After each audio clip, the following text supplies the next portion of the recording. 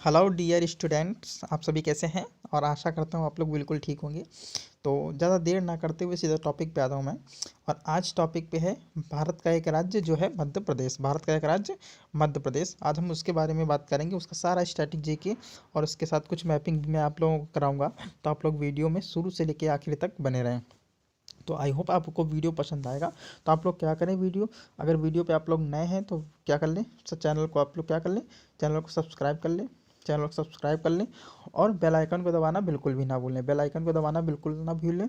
और आपको अगर वीडियो पसंद आता है तो वीडियो में बाद में आप लोग क्या कर दीजिए, लाइक कर दीजिए और कमेंट करके बताइए। और बिल्कुल, और एक लोग कितने 5 लोगों को क्या कर दें, शेयर कर दें।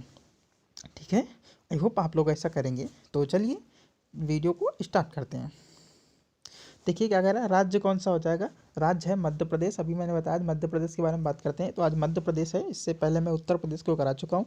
तो आप लोग अगर पिछले वाले वीडियो को नहीं देखा है तो आप लोग प्लेलिस्ट में जाएं और वहाँ पे वीडियो को देख लें।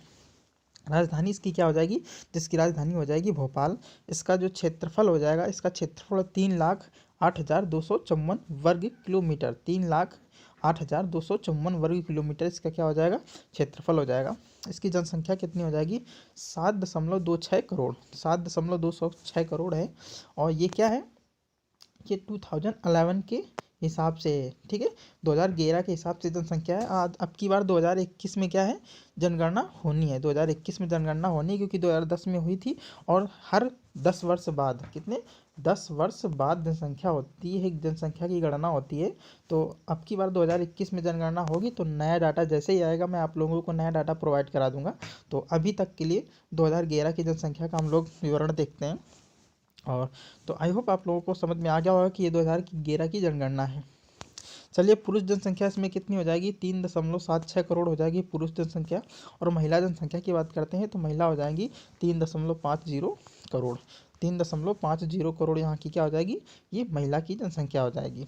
आई होप आपको क्लियर हो गया होगा। तो बढ़ते हैं नेक्स्ट की तरफ। चलिए देखते हैं नेक्स्ट आपसे क्या कह रहा है। यहाँ की मुख्य भाषा क्या हो जाएगी, मुख्य भाषा यहाँ की हो जाएगी हिंदी और उर्दू। यही उत्तर प्रदेश में भी 2 भाषाएं मुख्य हैं, कौन कौन सी, हिंदी और उर्दू। और मध्य प्रदेश में भी क्या हो जाएंगी, हिंदी और उर्दू 2 मुख्य भाषाएं हो जाएंगी। यहाँ का उच्च न्यायालय कहाँ स्थित है, यहाँ का उच्च न्यायालय हो जाएगा जबलपुर में। जबलपुर कहाँ है, तो ये है मध्य प्रदेश में। ज़िले यहाँ पर कितने हो जाएंगे, ज़िले टोटल ज़िले 51 हैं। कितने हैं, 51 ज़िले हैं। और विधानमंडल यहाँ का कैसा हो जाएगा, तो विधानमंडल एक सदनात्मक हो जाएगा। विधानमंडल कैसा है यहाँ का, विधानमंडल एक सदनात्मक है।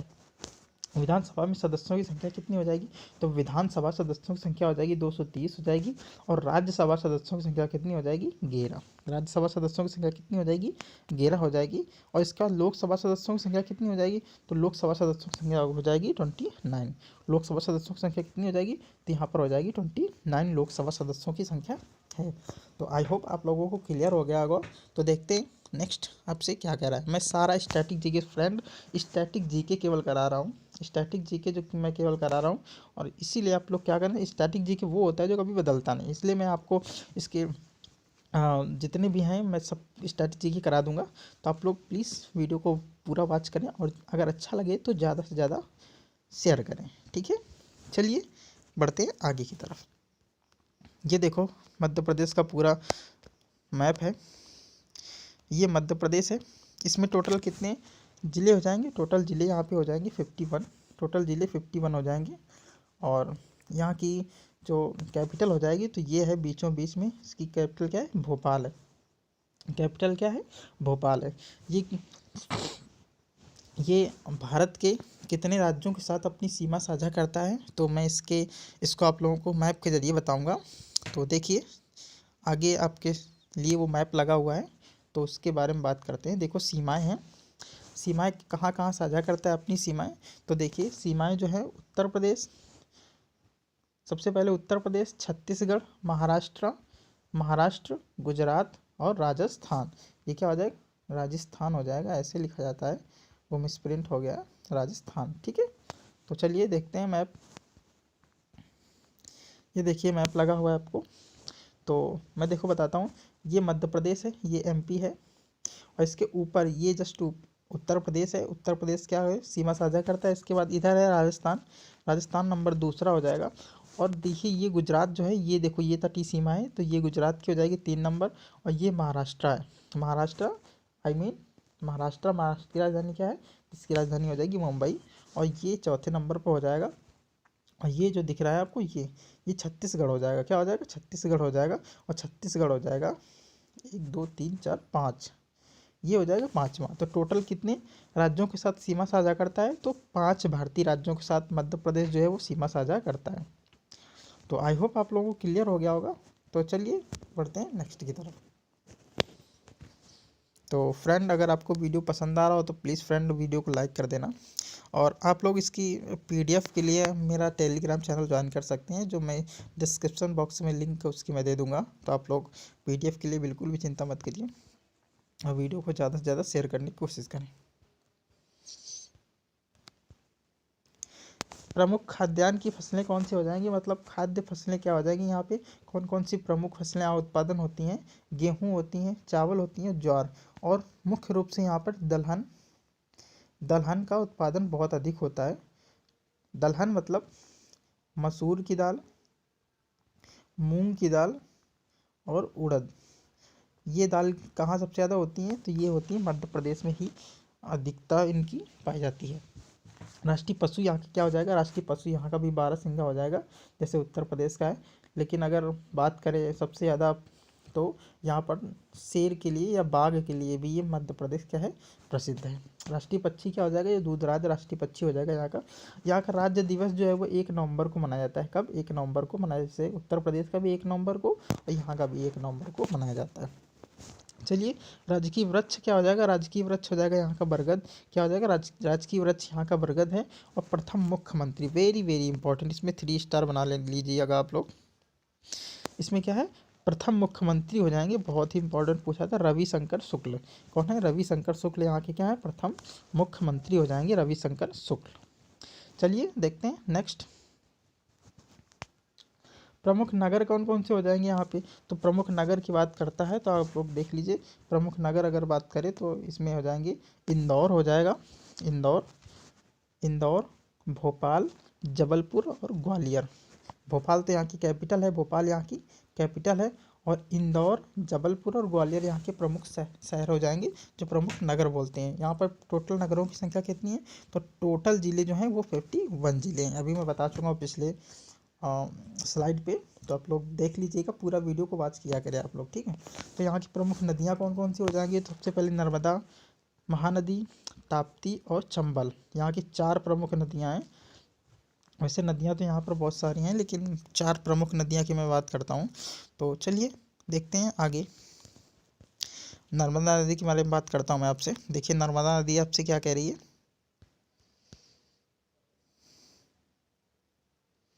तो ये रही नर्मदा नदी, जिसे जिसे क्या कहते हैं, जिसे यहाँ की जीवन रेखा भी कहते हैं।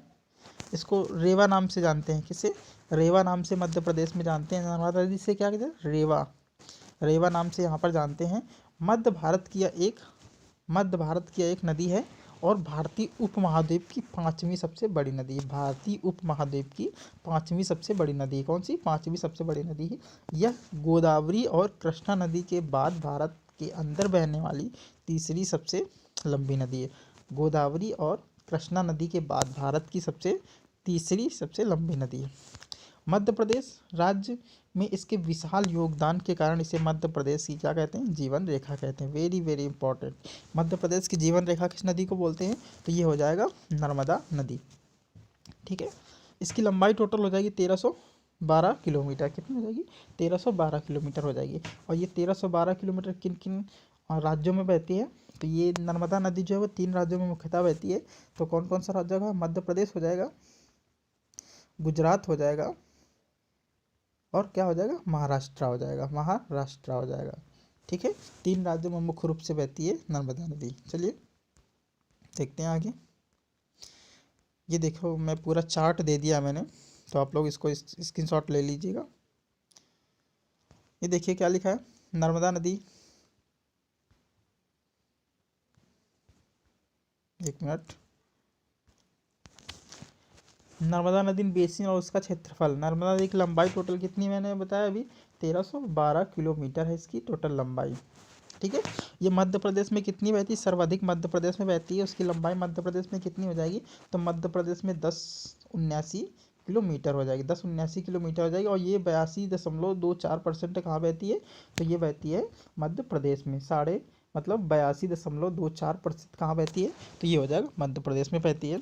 इसके बाद मध्य प्रदेश और महाराष्ट्र की सीमा, मध्य प्रदेश और महाराष्ट्र की सीमा में कितनी बहती है, तो ये बहती है 32 किलोमीटर। फिर इसके बाद महाराष्ट्र एवं गुजरात की सीमा में कितनी बहती है, तो ये बहती है 40 किलोमीटर और गुजरात में बहती है 161 किलोमीटर। जिसका कितना परसेंट है, जिसका 12.727% है। इसका योग टोटल कितना हो जाएगा, टोटल योग हो जाएगा 312 किलोमीटर। ठीक है, इसके बाद अभी मैंने बताया जो छत्तीसगढ़ हो जाएंगे, मध्य प्रदेश, महाराष्ट्र, गुजरात। ठीक है, छत्तीसगढ़ में भी थोड़ी सी बहती है। ठीक है, उसका क्षेत्रफल इतना हो जाएगा 710 जीरो क्षेत्रफल इसका हो जाएगा। प्रतिशत हो जाएगा 7.00.72 इसका क्षेत्रफल हो जाएगा प्रतिशत के हिसाब से। ठीक है, तो चलिए नेक्स्ट देखते हैं। नर्मदा नदी के बारे में बात करते हैं। देखो इस पर कौन कौन सी परियोजना है। नर्मदा नदी निकलती कहाँ से, तो ये निकलती है अमरकंटक से। जो अमरकंटक कहाँ है, वो है मध्य प्रदेश में, मध्य प्रदेश में है अमरकंटक, वहाँ से ये निकलती है और सीधा बहते हुए यहाँ से निकली और बहते हुए जबलपुर आई, जबलपुर से होते हुए भेड़ा घाट पर आ गई। और यही एक पर्यटन स्थल है, भेड़ा घाट से आगे बहती है। तो इसी नदी पर एक क्या हुआ है, तवा बांध बंधा हुआ है। इसके बाद भोपाल के बीच से आते हुए अंकलेश्वर जो आती है, इसी अंकलेश्वर भी क्या है, पर्यटन स्थल है। और यहाँ से महामहेश्वर, बडवानी और नीचे होते हुए सूरत के आगे ये कहाँ, गुजरात में प्रवेश करते हुए बंगाल की खाड़ी में क्या हो जाती है, गिर जाती है। खम्पात की खाड़ी, सॉरी, बंगाल की खाड़ी में नहीं गिरेगी। और ये कहाँ गिर, अरब सागर में गिर जाएगी। अरब सागर के पहले एक है खम्पात की खाड़ी, ये वहीं पर विलुप्त हो जाती है। खंडवा जिले के मध्यावत गांव में सिंचाई की क्षमता इसमें टोटल कितनी हो जाएगी, 1.47 लाख हेक्टेयर का लक्ष्य। इसमें बिजली उत्पादन होता है 520 मेगावाट का। इसी नदी पे कितनी, 520 मेगावाट की बिजली उत्पन्न होती है, किसमें, नर्मदा नदी में हो जाएगा। इसी में कौन, इंदिरा सागर परियोजना यहाँ पर बनी हुई है खंडवा जिले में, पुनासा के पास। कहाँ है, खंडवा जिले में पुनासा के पास। देश की सबसे ज़्यादा जल ग्रहण क्षमता क्या है, इसी में इंदिरा सागर परियोजना में। बिजली इसमें 1000 मेगावाट उत्पन्न होती है। और ये बात करता है मध्य प्रदेश की। मध्य प्रदेश की जीवन रेखा किसको बोलते हैं, तो नर्मदा नदी को ही मध्य प्रदेश की जीवन रेखा बोलते हैं। आई होप आप लोगों को बिल्कुल समझ में आ गया होगा। तो चलिए देखते हैं नेक्स्ट। बात करते हैं ताप्ती नदी की। तो फ्रेंड आप लोग ताप्ती नदी के बारे में बात करते हैं। देखिए ताप्ती नदी पश्चिमी भारत की सबसे प्रसिद्ध नदी है। पश्चिमी भारत की सबसे क्या है, प्रसिद्ध नदी है ताप्ती नदी। यह मध्य प्रदेश राज्य के बैतूल जिले, कहाँ से, बैतूल जिले के मुलतोई से निकलकर सतपुड़ा पर्वत प्रक्षेपों के मध्य से पश्चिम की ओर बहती है तथा महाराष्ट्र के खानदेश के पठार एवं सूरत के मैदानों में को पार करती है। कहाँ के, महाराष्ट्र व सूरत के मैदानों को पार करती है। और गुजरात स्थित खम्पात की खाड़ी में ये भी गिर जाती है। कहाँ, गुजरात में खम्पात की खाड़ी है, वहीं कौन कौन सी, ताप्ती, नर्मदा और ताप्ती दोनों नदियाँ क्या करती, गिरती हैं। और यही भारत की वो नदियाँ हैं जो क्या करती हैं, पूर्व से पश्चिम की ओर बहती हैं। 2 नदियाँ हैं, बाकी सारी नदियाँ जो हैं भारत की वो पश्चिम से लेके पूर्व की ओर बहती हैं। और ये 2 नदियाँ नर्मदा और ताप्ती क्या है, पूर्व से लेके, ऐसे ये पूर्व है और इधर की ओर बहती हैं। ठीक है, और कहाँ गिरती हैं, खम्पात की खाड़ी में गिरती हैं। दोनों नदियाँ कहाँ गिरती हैं, तो वो हो जाएंगी खम्पात की खाड़ी में गिरती हैं। तो आई होप आपको वीडियो पसंद आया होगा। तो देखिए इसकी जो टोटल लेंथ हो जाएगी वो 724 किलोमीटर हो जाएगी इसकी टोटल लेंथ। और ये इसका स्रोत कहाँ से, ये सतपुड़ा पहाड़ी से निकलती है, सतपुड़ा पहाड़ी से निकलती है। सतपुड़ा पहाड़ी है कहाँ पे, तो ये हो जाएगा कहाँ, बैतूल जिले। कहाँ है जो बैतूल जिला, वो हो जाएगा मध्य प्रदेश में। चलिए बढ़ते हैं नेक्स्ट की तरफ। चंबल नदी की बात करते हैं।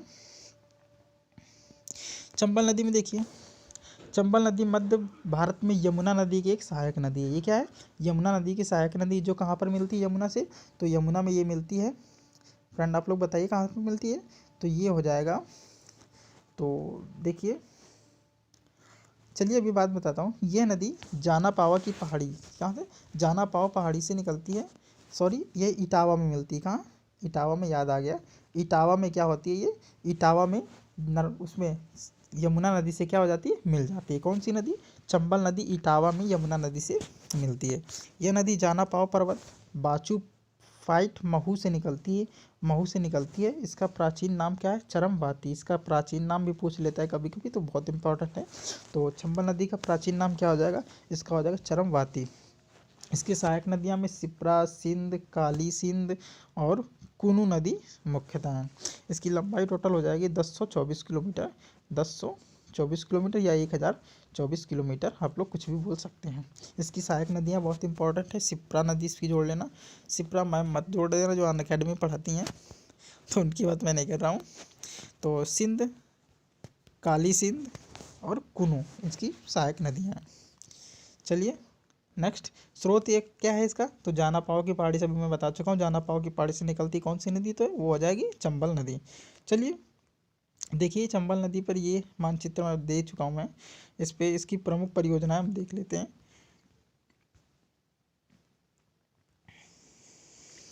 देखो इसी नदी पे गांधी सागर बांध बना हुआ है।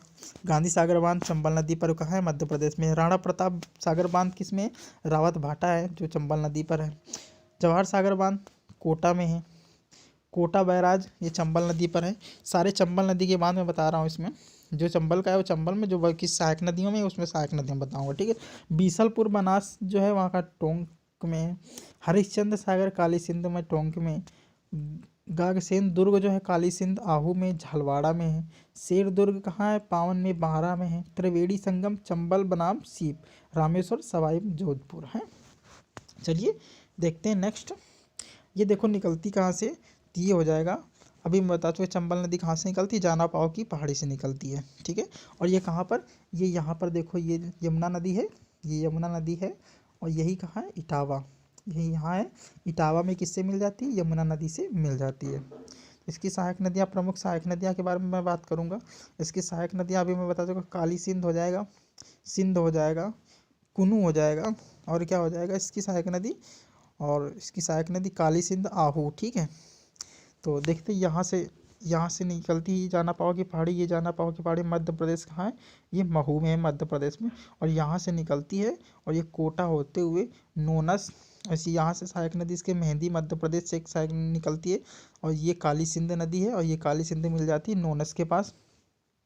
ये देखो ये सीहोर मध्य प्रदेश से एक नदी पार्वती नदी निकलती है, और ये कराहवट से होते हुए और सीधा पालिया कोटा में क्या हो जाती है, मिल जाती है। ये सीप नदी है, सीप नदी रामेश्वर क्या लिखा, सवाई माधोपुर में मिल जाती है। और ये नदी एक खामसौर नदी है जो बनास नदी पलिया घाट में बुर्दी से मिल जाती है।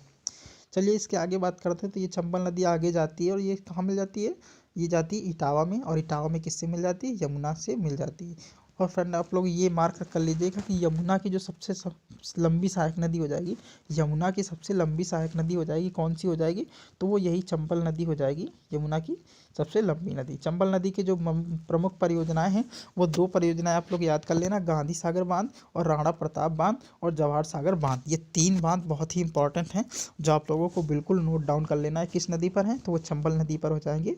चंबल नदी पर कौन कौन से, गांधी सागर बांध, जवाहर सागर बांध और राणा प्रताप सागर बांध। चलिए जो तीनों ही कहाँ है, चंबल नदी पर हैं, मध्य प्रदेश में, रावत भाटा में और कोटा में। चलिए बढ़ते हैं नेक्स्ट की तरफ। आई होप आप लोगों को बिल्कुल क्लियर हो गया होगा। तो मैं इसीलिए आप लोगों को क्या करता हूँ, बिल्कुल समझाता हूँ, डेप्थ में पहुँचाने की कोशिश करता हूँ। और बार बार से तो सब कोई पढ़ा सकता है, लेकिन डेप्थ में मैं घुसता हूँ ताकि आप लोगों को सारा कुछ क्लियर हो। चलिए देखते हैं नेक्स्ट की तरफ। इसके यहाँ के मध्य प्रदेश के प्रमुख पर्व कौन कौन से हो जाएंगे, तो प्रमुख पर्व की बात कर रहा है, तो देखिए यहाँ के प्रमुख पर्व क्या हो जाएंगे, त्योहार एवं पर्व, गणगौर, गंगा दशमी, हरेली, भगोरिया, मेघनाद और सिंहस्थ यहाँ के क्या हो जाएंगे, प्रमुख पर्व हो जाएंगे। और हवाई अड्डे यहाँ में कौन कौन से हो जाएंगे, भोपाल हो जाएगा, ग्वालियर हो जाएगा, इंदौर हो जाएगा और जबलपुर हो जाएगा। यहाँ पर प्रमुख कितने, 4 प्रमुख हवाई अड्डे हैं। अच्छा, प्रमुख खनिज में यहाँ क्या क्या उत्पादन होता है, ये सब लोग आप लोग जानते होंगे यहाँ पे कौन कौन से खनिज पाए जाते हैं। सबसे पहले देखिए बात करते हैं हीरा की, तो हीरा कहाँ उत्पादन होता है? हीरा का उत्पादन होता है पन्ना में। हीरा का उत्पादन कहाँ होता है? पन्ना में। जैसे हीरा पन्ना नहीं बोलते हैं, तो वैसे ही बोलते हैं, हीरा का उत्पादन कहाँ होता है? पन्ना में होता है, जो पन्ना कहाँ है? मध्य प्रदेश में स्थित है। लोहा होशंगाबाद में पाया जाता है। लोहा कहाँ पाया जाता है? होशंगाबाद में पाया जाता है। और डोलोमाइट जबलपुर में पाया जाता है। डोलोमाइट जबलपुर में पाया जाता है। तो सॉरी फ्रेंड, चलिए बढ़ते हैं नेक्स्ट की तरफ। प्रमुख पुरस्कार की बात करते हैं, तो प्रमुख पुरस्कार यहाँ पे कौन कौन से दिए जाते हैं? कालिदास सम्मान दिया जाता है, नंबर 1 में हो जाएगा काली सम्मान, 2 हो जाएगा तानसेन सम्मान, तीसरा हो जाएगा तुलसी सम्मान, और चौथा हो जाएगा जवाहरलाल नेहरू पुरस्कार। 3-4 पुरस्कार जो हैं यहाँ पे प्रमुख रूप से दिए जाते हैं। कौन कौन से? कालिदास सम्मान हो जाएगा, तानसेन सम्मान हो जाएगा, तुलसी सम्मान हो जाएगा, और जवाहरलाल नेहरू पुरस्कार हो जाएगा। चलिए यहाँ के प्रमुख अभ्यारण्य के बारे में बात करते हैं। तो यहाँ का प्रमुख अभ्यारण्य जो है वो कौन सा हो जाएगा? Kanha Kisli national park, Gandhi Sagar national park और पन्ना राष्ट्रीय उद्यान। प्रमुख 3 यहाँ के राष्ट्रीय उद्यान हैं, उनके तीनों के बारे में बात करता हूँ डेप्थ में। चलिए देखते हैं। कान्हा टाइगर रिजर्व के बारे में बात करते हैं। देखिए इसकी स्थापना कब हुई थी? इसकी स्थापना हुई थी 1 जून 1955 को। कब हुई थी? 1 जून 1955 को इसकी स्थापना हुई थी। कान्हा टाइगर रिजर्व, जिसे क्या कहते हैं? कान्हा राष्ट्रीय उद्यान भी कहा जाता है। कान्हा राष्ट्रीय उद्यान भी कहा जाता है। क्या? कान्हा राष्ट्रीय उद्यान। भारत के बाघों के भंडार में से एक है। भारत में जितने भी बाघ हैं, सबसे ज़्यादा बाघों की संख्या यहीं पर क्या है? एक है। कहाँ है? तो वो है कान्हा राष्ट्रीय उद्यान मध्य प्रदेश में। इसको कान्हा टाइगर रिजर्व भी बोलते हैं। चलिए भारत के मध्य में स्थित मध्य प्रदेश का सबसे बड़ा राष्ट्रीय उद्यान है। सबसे बड़ा राष्ट्रीय उद्यान है कहाँ है? जो मध्य प्रदेश में। वर्तमान में कान्हा क्षेत्र के 2 अभ्यारण्यों में विभाजित किया गया। कान्हा क्षेत्र को क्या किया गया? 2 अभ्यारण्यों में विभाजित किया गया है, जिसका नाम है हॉलन और बंजार। हॉलन और बंजार क्रमशः 250 किलोमीटर और 300 किलोमीटर में ये बना हुआ है। टोटल लंबाई कितनी हो जाएगी? 3, 2, 5, 550 किलोमीटर इसकी लंबाई हो जाएगी। तो इसको 2 विभागों में बांट दिया गया है। एक कितना है? 250, और एक कितना है? 300 किलोमीटर। ठीक है, आई होप आप लोगों को क्लियर हो गया होगा। तो बढ़ते हैं नेक्स्ट की तरफ। ये हो जाएगा, क्या हो जाएगा? यही है Kanha tiger reserve. Kanha tiger reserve हो जाएगा। इसकी स्थापना कब हुई थी? तो 1 जून 1955 को इसकी स्थापना हुई थी। चलिए नेक्स्ट। ये देखो टाइगर जा रहा है और यहाँ से लोग आ रहे हैं। आई होप इनको कुछ करे ना। चलिए देखते हैं नेक्स्ट। गांधी सागर की बात करते हैं।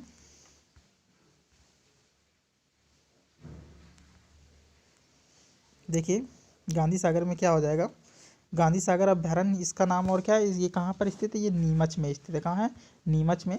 यह मध्य प्रदेश में नीमच और मंदसौर जिले के उत्तरी सीमा पर स्थित है। नीमच और मंदसौर जिले के उत्तरी सीमा पर स्थित है। जो गांधी सागर अभ्यारण्य 1974 में अधिसूचित किया गया था। 1974 में इसकी सूचना दी गई। 1974 में इसको बना के तैयार कर दिया गया। लेकिन जो इसको भारत सरकार ने इसे मान्यता दी, वो कब दी थी? 1983 में इसको सम्मानित कर लिया गया। उसको क्या कर लिया गया? सम्मिलित कर लिया गया भारत के अभ्यारण्यों में। सरकार इसमें और क्षेत्र सम्मिलित कर दिया गया। गांधी सागर अभ्यारण्य का कुल क्षेत्रफल कितना हो जाएगा? कुल क्षेत्रफल हो जाएगा 368.62 वर्ग किलोमीटर। कितना? 368.62 वर्ग किलोमीटर इसका क्या हो जाएगा? कुल क्षेत्रफल हो जाएगा। चलिए देखते हैं नेक्स्ट। पन्ना राष्ट्रीय उद्यान की बात करते हैं। तो पन्ना राष्ट्रीय उद्यान की स्थापना कब हो जाएगी? इसकी स्थापना हुई थी 1981 में। इसकी स्थापना 1981 में हुई थी। पन्ना राष्ट्रीय उद्यान भारत में मध्य प्रदेश के पन्ना और छतरपुर जिलों में स्थित है। कहाँ? पन्ना और छतरपुर जिलों के मध्य में स्थित है। यह एक राष्ट्रीय उद्यान है। 1981 में एक वन्य जीव अभ्यारण्य के रूप में इसे क्या कर दिया? घोषित कर दिया गया। इस उद्यान का क्षेत्रफल 542.67 वर्ग किलोमीटर है। इसे 25 अगस्त 2011 को क्या कर दिया गया? बायोस्फीयर रिजर्व के रूप में नामित किया गया। कब? 25 अगस्त 2011 को। 25 अगस्त 2011 को इसको बायोस्फीयर रिजर्व के रूप में नामित कर दिया गया। किसको? पन्ना राष्ट्रीय उद्यान को। जिसकी स्थापना कब हुई थी? इसकी स्थापना हुई थी 1961 में, लेकिन इसको 2011 में क्या कर लिया गया? बायोस्फीयर रिजर्व के रूप में नामित कर दिया गया। चलिए बढ़ते हैं आगे की तरफ। प्रमुख यहाँ के औद्योगिक एवं विकास संस्थान कौन कौन से हो जाएंगे? तो मध्य प्रदेश औद्योगिक हो जाएगा। नंबर 1 मध्य प्रदेश औद्योगिक भोपाल में है। मध्य प्रदेश टेक्सटाइल निगम इंदौर में है। जो कहाँ है? इंदौर में। प्रमुख बांध यहाँ के कौन कौन से हो जाएंगे? तो बाण सागर बांध हो जाएगा। किस नदी पर है? ये सोन नदी पर है। कहाँ है? ये सोन नदी पर स्थित है। बाकी राजघाट बांध की बात करते हैं तो ये बेतवा नदी पर है। कहाँ है? बेतवा नदी पर है। तो आई होप आप लोगों को क्लियर हो गया होगा। तो चलिए, गांधी सागर बांध अभी मैं बता चुका हूँ कौन कौन सा। गांधी सागर बांध ये कहाँ है? तो ये है चंबल नदी पे हो जाएगा। ये प्रमुख बांध है फ्रेंड, आप लोग इसको इम्पोर्टेंट कर लीजिएगा। गांधी सागर बांध और राणा प्रताप सागर बांध, राणा प्रताप सागर बांध। और इसके बाद कौन सा? जवाहर सागर बांध, जवाहर सागर बांध। ये फ्रेंड आप लोग क्या कर लीजिए, नोट डाउन कर लीजिए, ये बहुत ही इंपॉर्टेंट है। कौन कौन से? गांधी सागर बांध, राणा प्रताप सागर बांध और जवाहर सागर बांध। ये क्या है? तीनों इंपॉर्टेंट है। जो तीनों किस नदी पे हैं? ये चंबल नदी पे हो जाएंगे। आई होप आप लोगों को बिल्कुल क्लियर हो गया होगा। तो बढ़ते हैं नेक्स्ट की तरफ, देखते हैं अब क्या बचा हुआ है। दर्शनीय स्थल कौन कौन से हो जाएंगे? मोती महल, ग्वालियर, चित्रकूट। मोती महल कौन सा हो जाएगा? ग्वालियर, चित्रकूट, खजुराहो, सांची और मैहर। हाँ, ये बहुत, सांची का स्तूप यहाँ पर बना हुआ है। उज्जैन, उज्जैन में क्या होता है? हर 12 वर्ष बाद यहाँ पे क्या लगता है? कुंभ का मेले का आयोजन होता है। उज्जैन जो किस नदी पर स्थित है? जो है गोदावरी नदी पर स्थित है। कहाँ है? गोदावरी नदी पर स्थित है उज्जैन। शहडोल, खंडवा और पंचमढ़ी। तो आई होप आपको आज का वीडियो पसंद आया होगा फ्रेंड। तो आप लोग क्या करें, वीडियो पे अगर आप लोग नए हैं तो आप लोग क्या कर दीजिए, वीडियो को क्या कर लीजिए, चैनल को सब्सक्राइब कर लीजिए और वीडियो को ज़्यादा से ज़्यादा शेयर करें। कितना ज़्यादा से ज़्यादा शेयर करें और वीडियो को एक लाइक करके ज़रूर बताएं कि वीडियो कैसा लगा है। बहुत फ्रेंड मेहनत लगती है इसमें बनाने में, तो आप लोग प्लीज़ इसको लाइक करें। चलिए, मुलाकात होती है नेक्स्ट वीडियो के साथ नेक्स्ट दिन। तब तक के लिए बाय, टेक केयर।